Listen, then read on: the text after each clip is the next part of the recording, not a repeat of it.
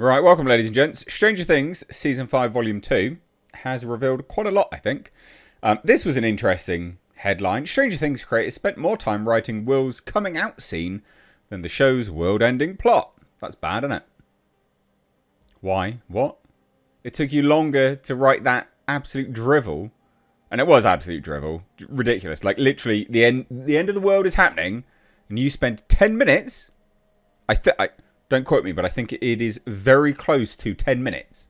At the very least, it's 5 minutes long of Will coming out to his friends. It's like, right, okay. And loads of people's, excuse for this is, well, that's what Vecna does. He gets in his mind, and he showed him something earlier, and blah, blah, blah, blah, blah. It's like, because the Duffer Brothers wrote it that way. They could have wrote anything. That's not excusable. To be like, well, that's what Vecna does. Yes, because the Duffers wrote it. And clearly, they wanted to appease Noah Schnapp. This is his name, isn't it? Yeah, Noah Schnapp. And because he's gay, they thought, well, we can just make him come out in the show as well. It's like, why? Narcissistic shit. That's what it comes down to. It just sounds like narcissistic crap.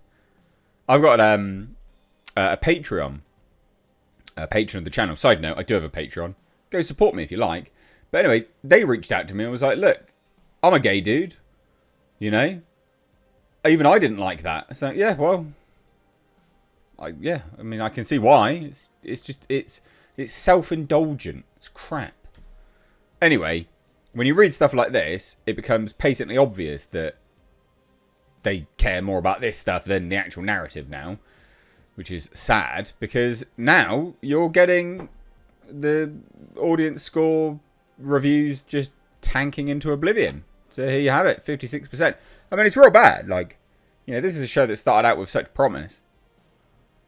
With, quite a lot of promise, actually. But again, like you said, like this here, for instance. So this is the coming out scene. And the Duffers even said it, right? So the revelation comes directly from co-creator Matt Duffer in a post-episode breakdown interview with Variety. We were so concerned about getting it right, we're definitely nervous about how it's going to go over with everyone. Well, no one cared. It was gratuitous, frankly, and it came across quite narcissistic. He went on to clarify that the anxiety wasn't just about the audience reaction, but about how the scene would be received by actor Noah Schnapp himself, because ultimately it needed to resonate and be truthful for him. We really were writing it to and for Noah. Why? Why? What? He wrote us sobbing after he read it, so it really worked and resonated for him, which was great. Well, it didn't resonate with the audience. And those are the people that pay your wages, and funnily enough, his wages, by virtue of views in Netflix's, case. But why this? What? We really were writing it to and for Noah. So when I say gratuitous, self-indulgent, and narcissistic, it 100% was. That is an accurate representation of what this was.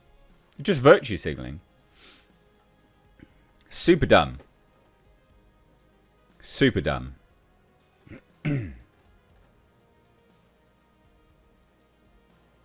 Mad. And so, yeah, now the audience score is just absolutely tanked. People are like, yeah, this is garbage, mate. And so I thought we would breezily take a good old look at it, because it's hilarious. Here you go. We've got the audience scores here. And there are some good ones. Like, people do like some bits of it, for sure.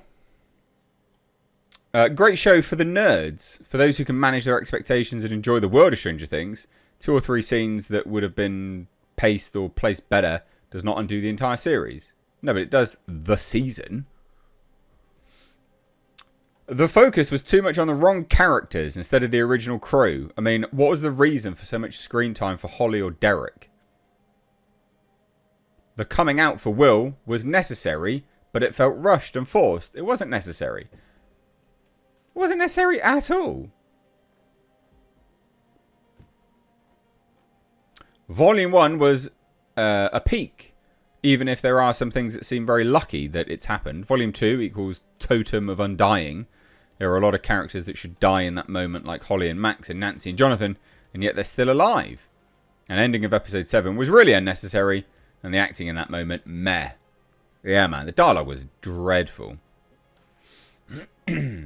Season 5 feels rushed. It definitely feels rushed. And the writing priorities are completely off. In the middle of the biggest threat the show has ever faced, the story suddenly stops for coming out scenes. There's nothing to do with the plot. And people will say, well, it does, because Vecna got inside his mind. Only because they wrote it that way.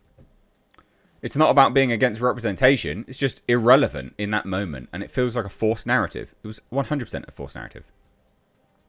Vecna is a world-ending threat. Volume 1 had Will standing strong against Vecna. Oh, yeah, Volume 1, yeah.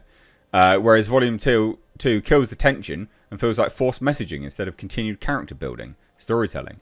It doesn't add anything to the stakes, the mystery, or the emotional payoff of the show. It just derails the momentum, like the writers cared more about making a point than finishing the narrative they built over 4 seasons. Well, they admit that. They actually admit that. We were writing it to and for Noah. So that review is completely vindicated. And so is my points of saying it was narcissistic and self-indulgent. Also, Nancy being John Wick all of a sudden. Yeah, I raised that in one of my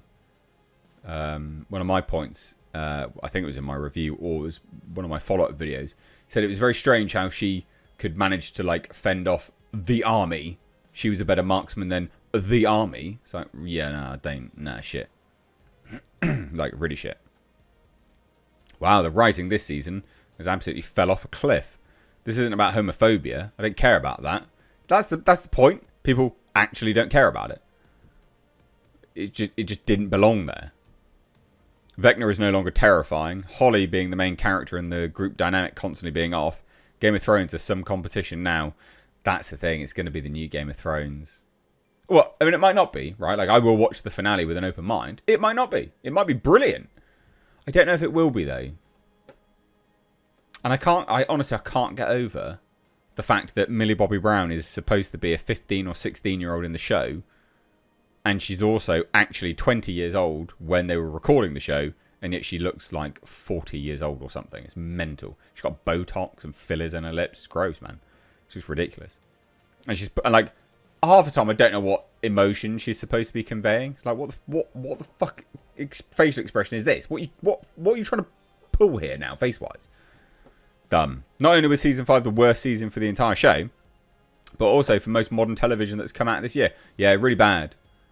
Like, TV. This is just bad. A masterpiece. I can't wait to see the finale, yeah. I'm sure you enjoy watching paint dry as well, but whatever. Stranger Things 5 is crushing disappointment. This is a once iconic series drives straight off a cliff. What should have been an epic conclusion feels like a hollow shell, trading meaningful storytelling for endless bloated filler that goes nowhere. Yeah. Characters we spent years rooting for have become flat and uninteresting, sidelined by a garbage plot that lacks any of the heart or logic of the earlier seasons. Instead of a satisfying payoff, the narrative falls apart under its own weight. Yeah. I don't have much else to say, but people clearly hate it, so there you go. It's fun. It's funny, to be honest, that this is what it's came up. Again, strong Season 8 Game of Thrones vibes. This took a cue from Game of Thrones. That's like a running theme. People are like, yeah, it's going to be Game of Thrones. The thing is, if they turn it around and somehow stick the landing, I don't think anyone will care.